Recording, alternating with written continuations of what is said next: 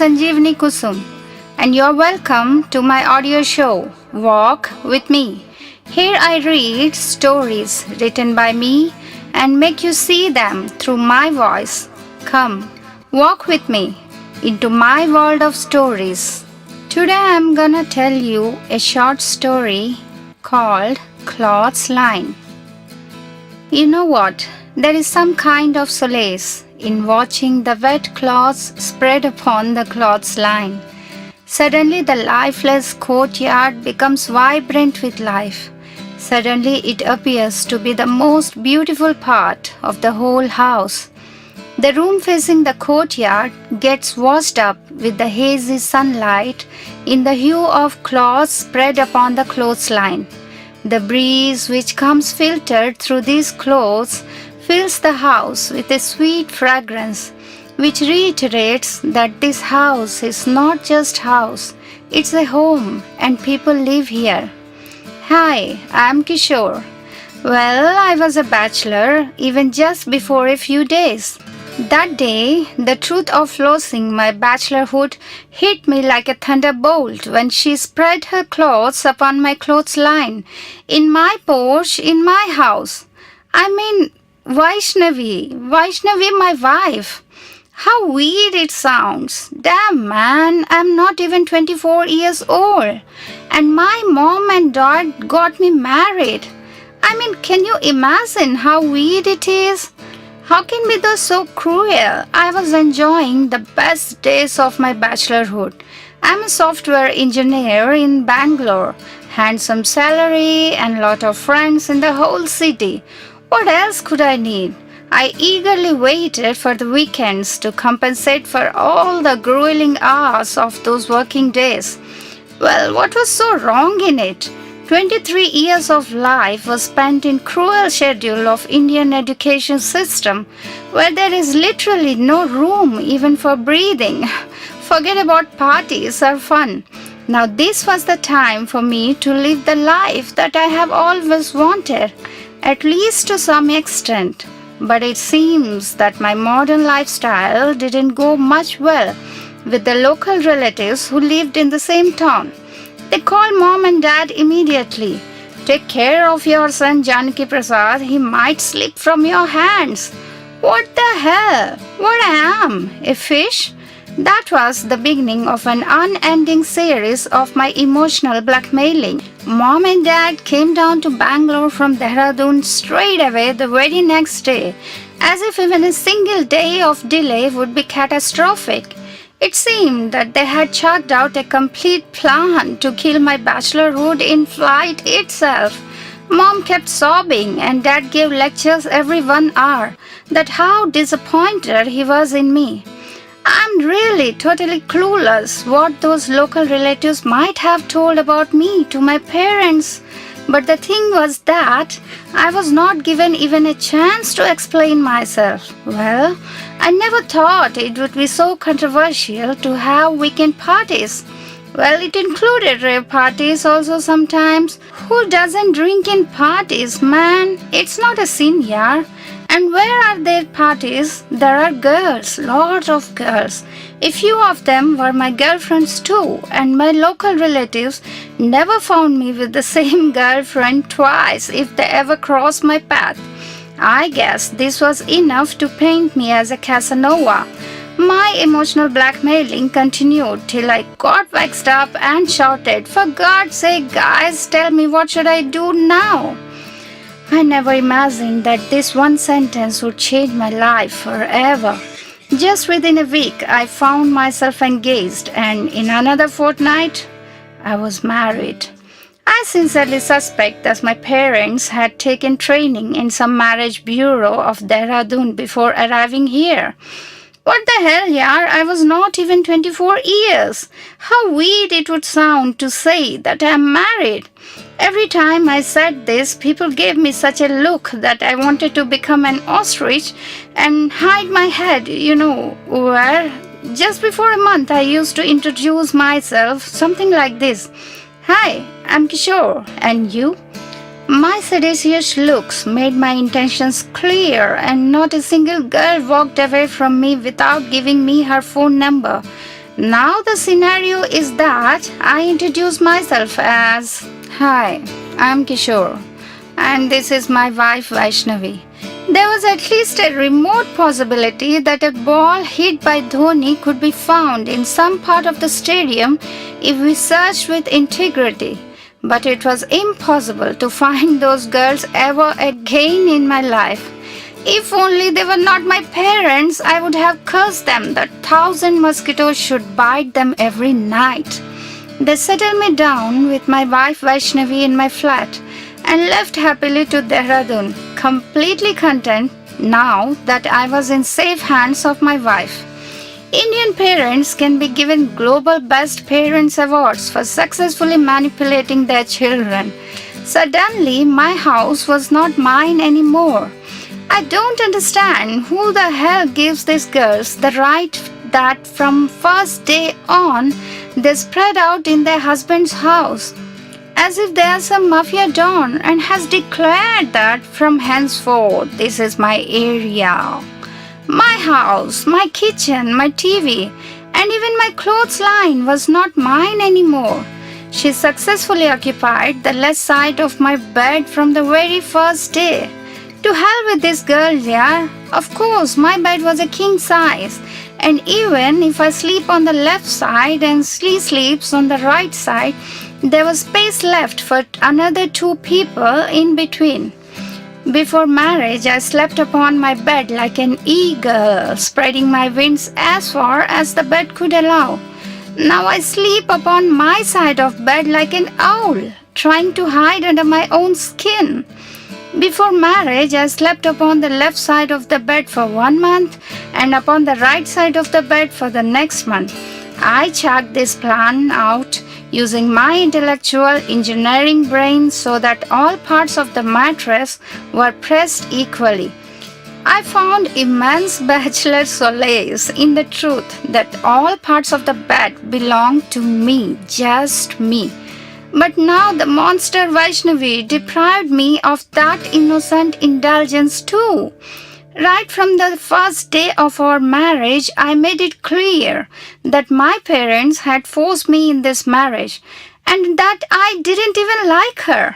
I thought she would make a huge scene out of this and call her parents and my parents immediately to talk about separation. But I was dumbstruck when she just smiled and said, "What makes you think that I was dying to marry you? But the thing is, we are married now. You better come to terms to it." What the hell she was talking, man? Come to terms with being married with her? Impossible. She also worked in a software company, but we had different shifts. I worked from 5 p.m. to morning 4 a.m. and she worked from 8 a.m. to evening 4 p.m.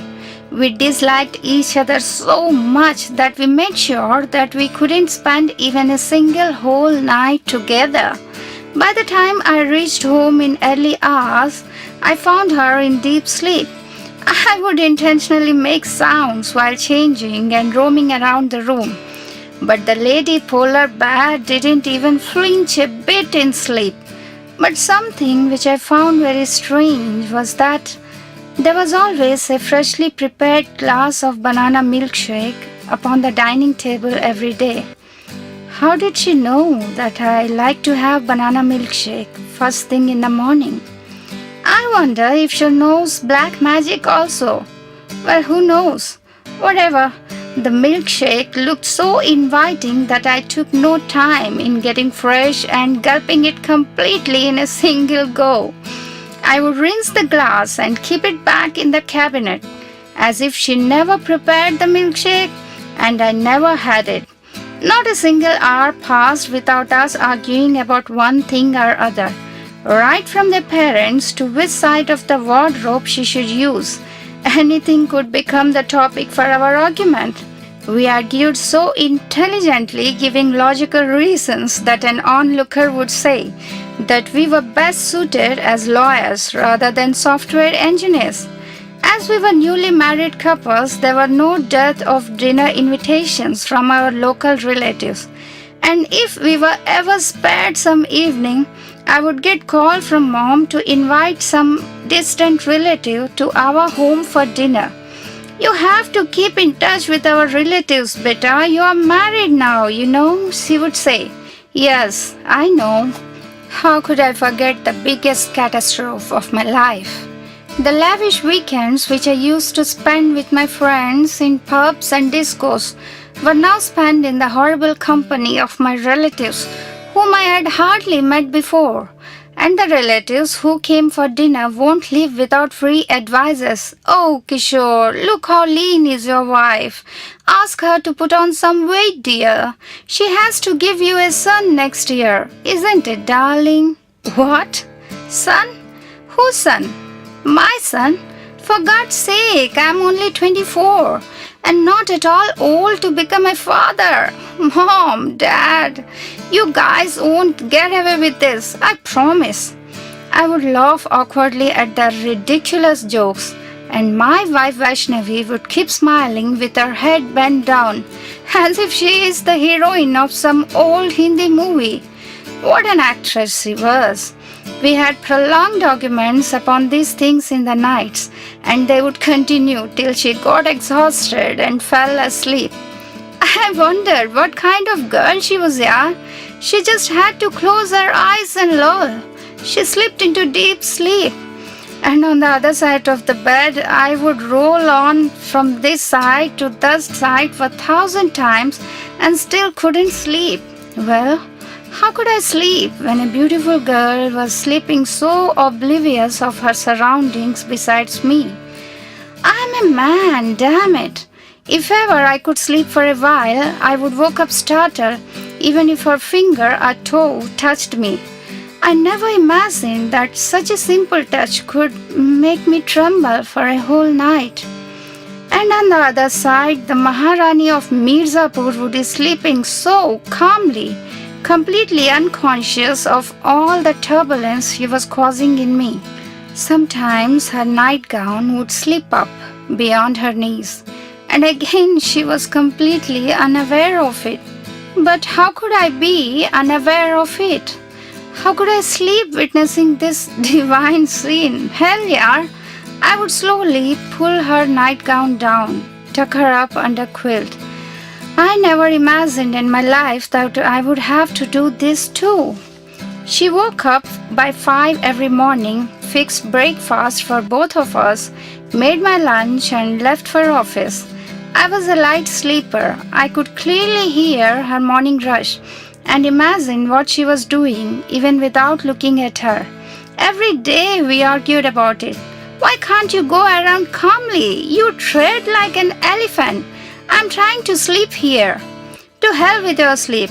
I'm trying to complete my course and reach office on time. Do you have any idea how much I work early in the morning before you even open your eyes?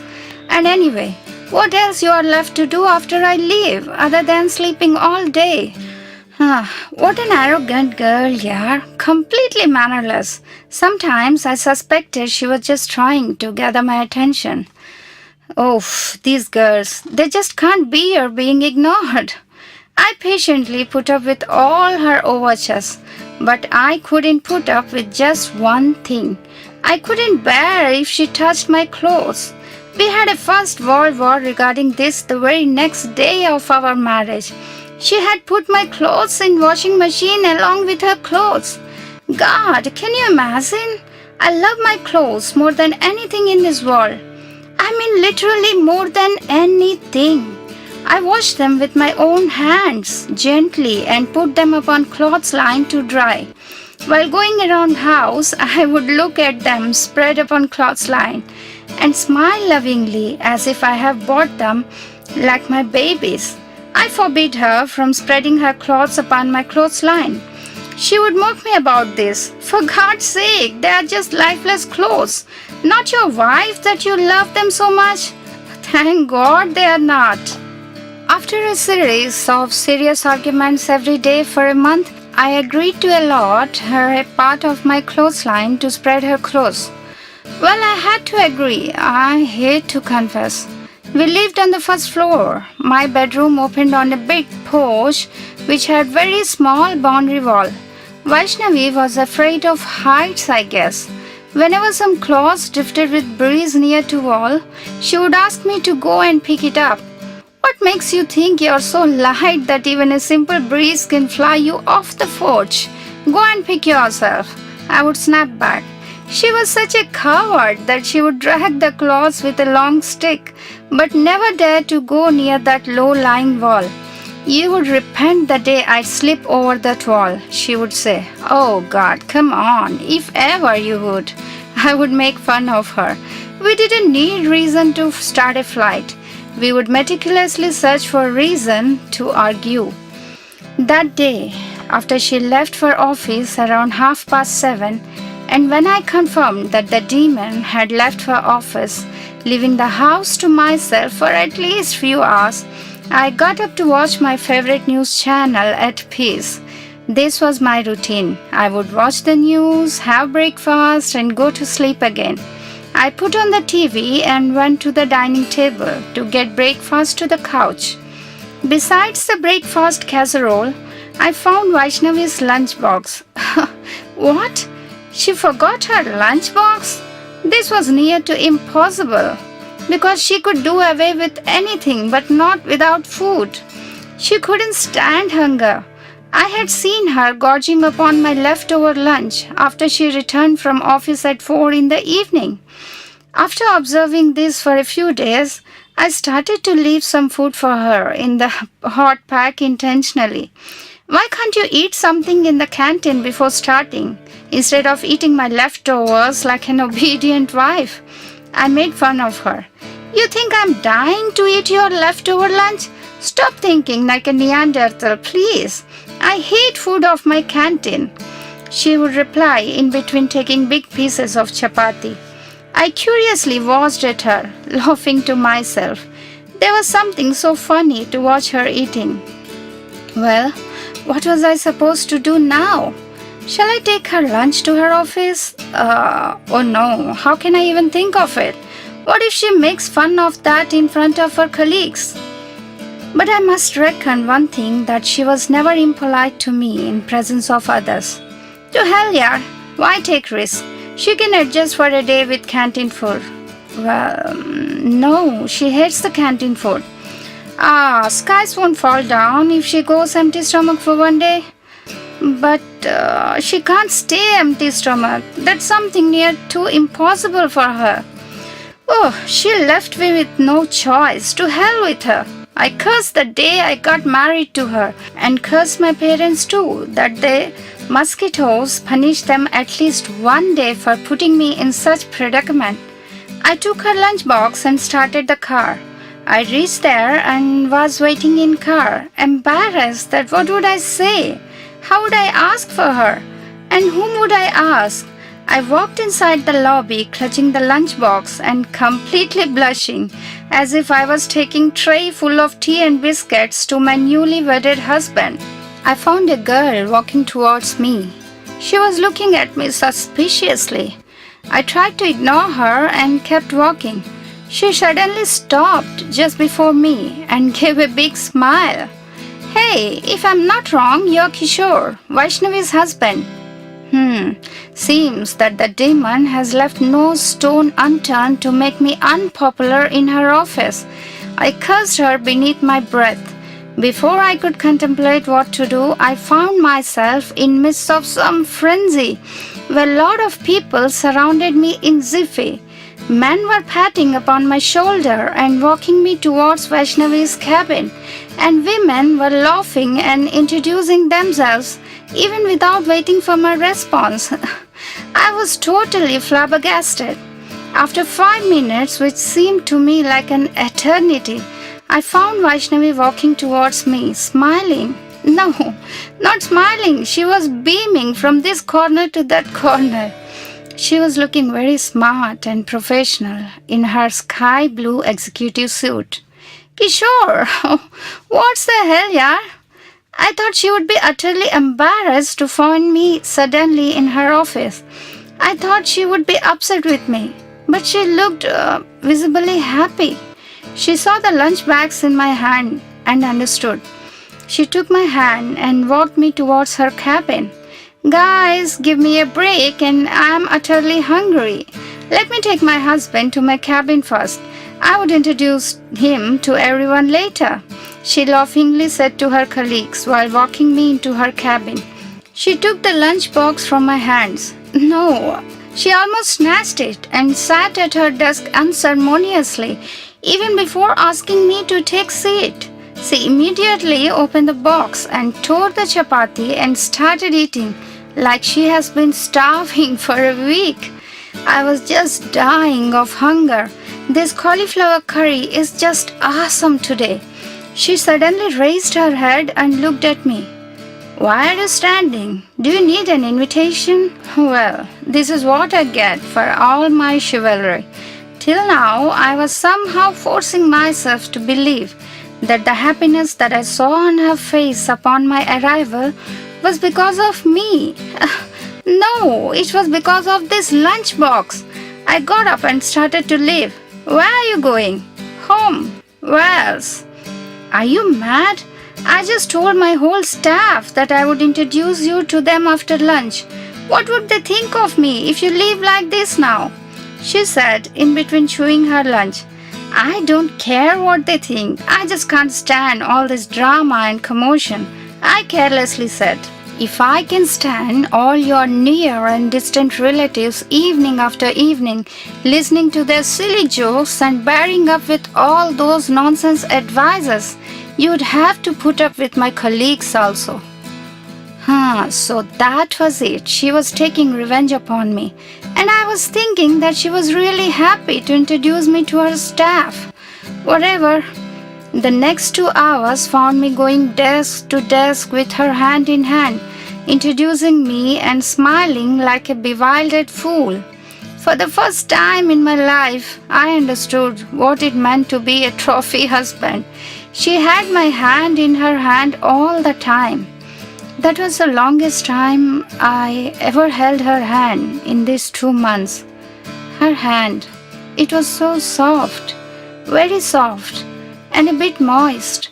Her palms were sweating. Was she nervous? Are you nervous, Vaishnavi? No, I'm happy. Am I not allowed to do so? She snapped back. Why the hell did I ask? My mistake. It might have been 3 months of our marriage.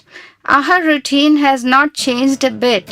Strangely enough, I was kind of getting used to it. Getting used to argue with her, fight with her on every single thing, make fun of her. That day, my best friend Akash had come on Sunday morning to have breakfast with me. We were just having a casual conversation about office grapevine while Vaishnavi was serving us breakfast. Now I understand why you cancelled the London trip, Kishore, he said, patting my shoulder and looking at Vaishnavi.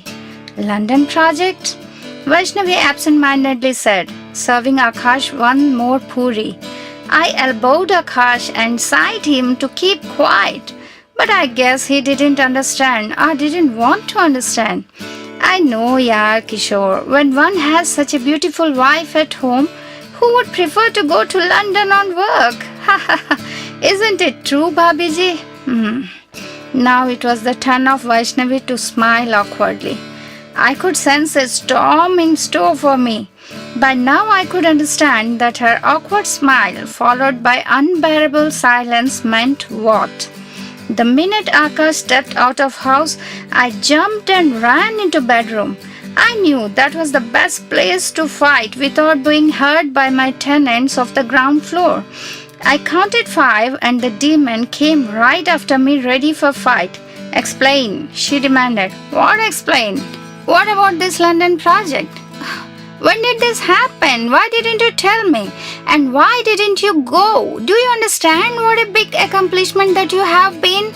She was demanding answers like she was my wife. Well, yes, she was, unfortunately.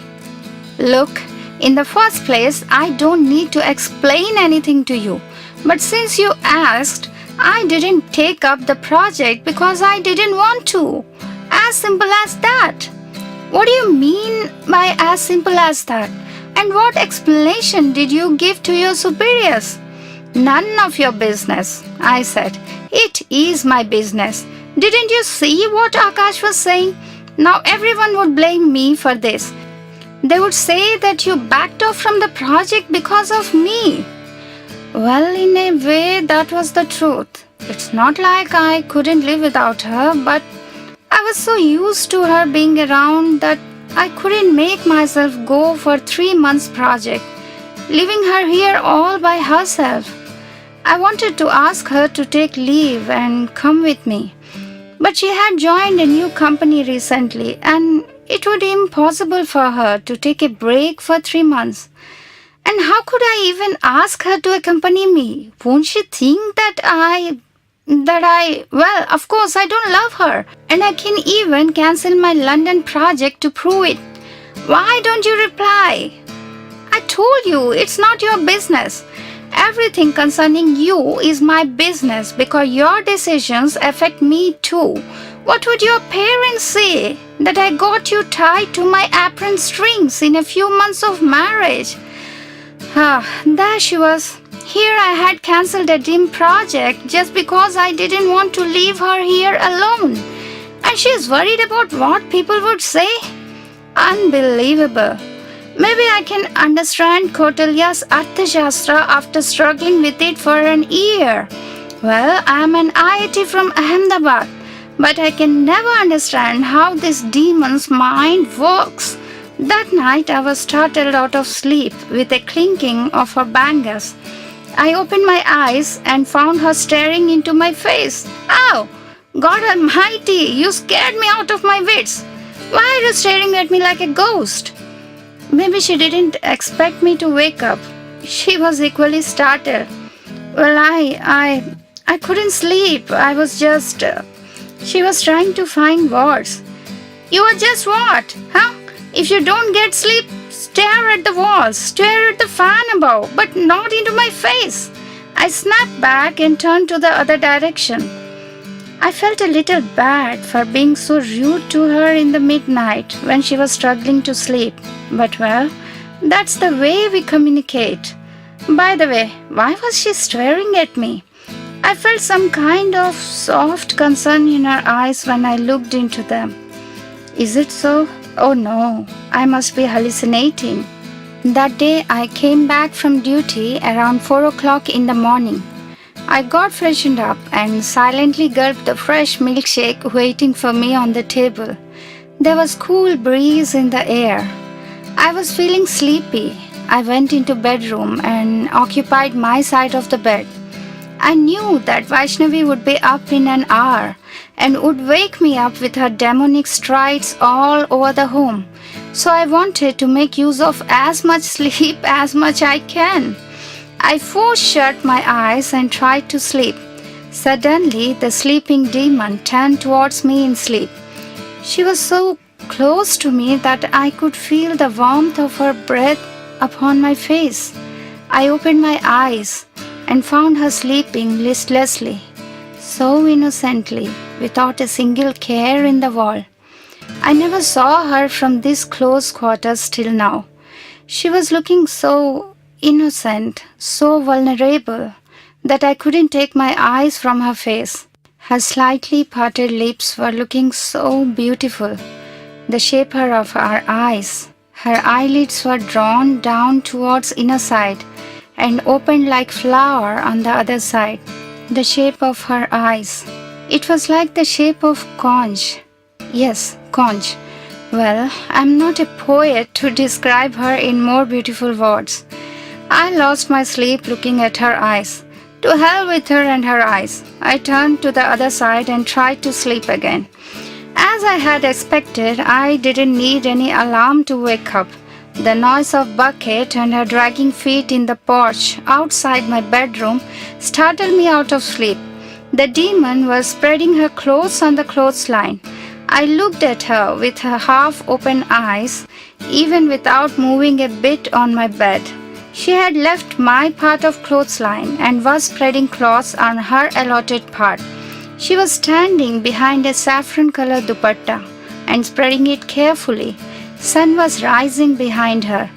Her hair behind the transparent saffron dupatta was shining like threads of silk.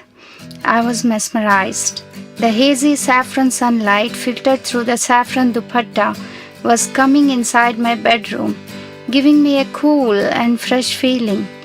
Vaishnavi was completely unaware that it was my routine to watch her every day with half-closed eyes from my bed.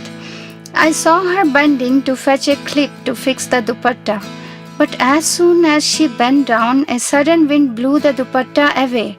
It flew over the small, low-lying wall.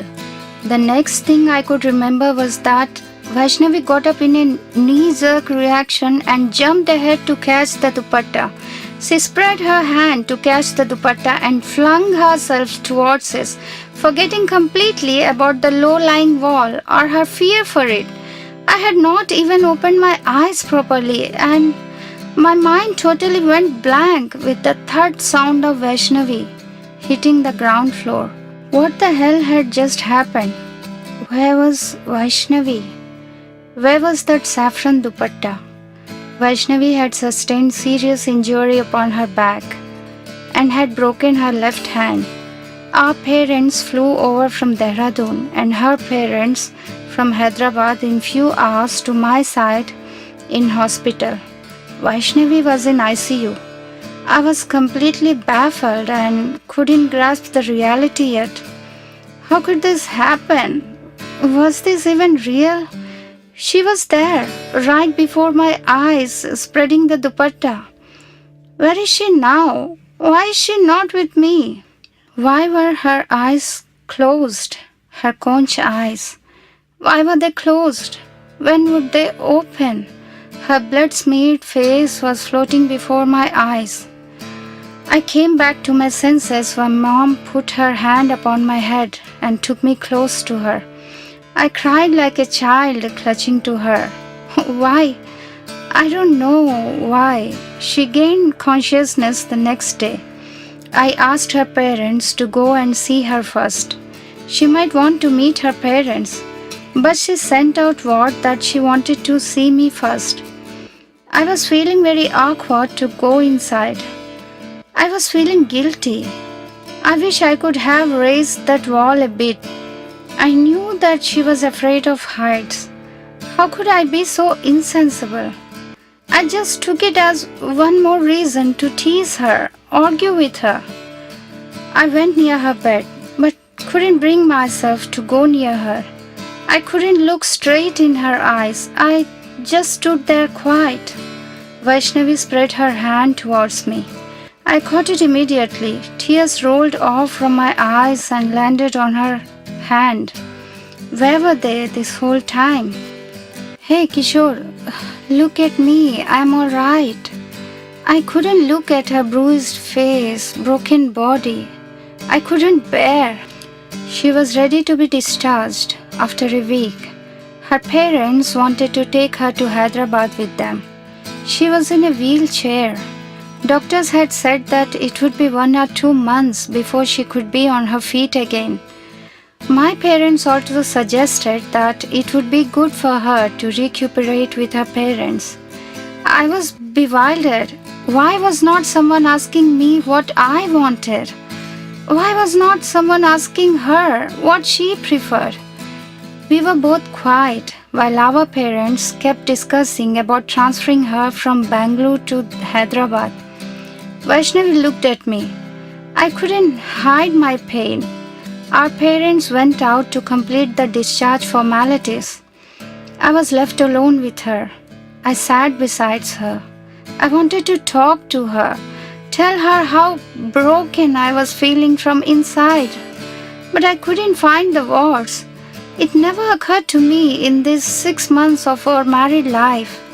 We never had a proper talk with each other. It was always an argument or sarcastic jibes.